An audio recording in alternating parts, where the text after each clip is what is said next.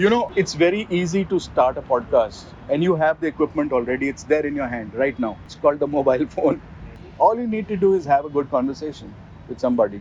And you can do that when you can not worry about who's listening. You only have to have that conversation for yourself. And that's it. That's your first podcast. It doesn't need to be something thought out, but play with the clay.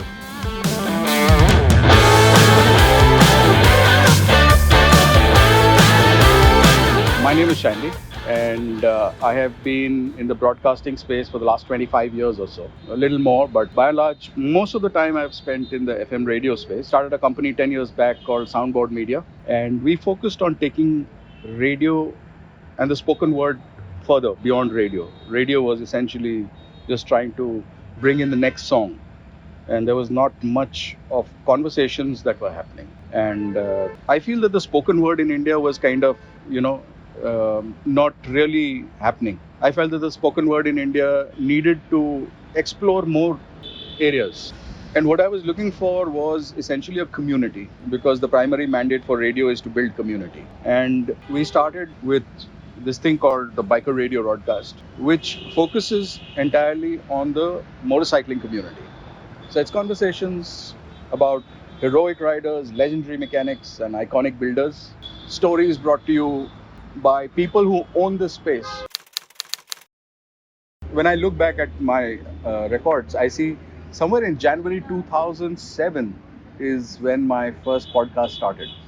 I opened an account in January 2007. That's when it all started. But I was just experimenting with it. At that point in time, I was heading Z Group's radio business, and we were looking at trying to expand the business into other possibilities of revenue, because radio by itself was really not making anything for them. So I thought maybe podcasting or creating content in the spoken word space could be the way to go. And so I was just fooling around with podcasting to see if that would work.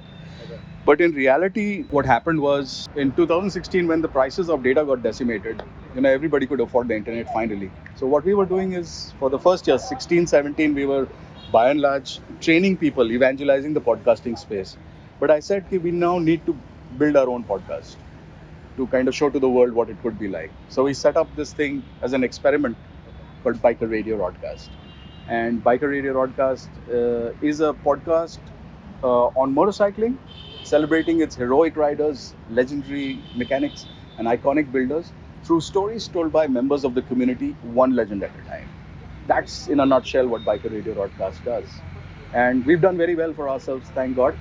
And the motorcycling community has accepted us with their hands wide open. So we're happy about that. Because I understood the medium very well. And so I had all the learnings that came from my 25 years in radio, I brought forward. But essentially, I see a huge distinction that radio or the audio space offers, which is that, it allows you to imagine, which is a huge human virtue. But you're right that some people don't have the time for, the podcast. People spend time listening to, watching videos. That's all right. So I have an analogy to this, that there are two kinds of people. One who listen to podcasts and one who don't. That's it. So in a fast food restaurant, while it exists, slow food still works. So it depends on where you want to go. If you want to go with fast food, be my guest. But if you want slow food, welcome home. Well, I think people should go and explore everything. You should explore audio, you should explore video, you should explore telepathy for all I care. Explore everything. See what at the end of the day you're going to gravitate towards something that you like. As simple as that. And as far as Biker Radio Broadcast is concerned, the podcast says, listen, connect, ride on. I think it's a brilliant experiment.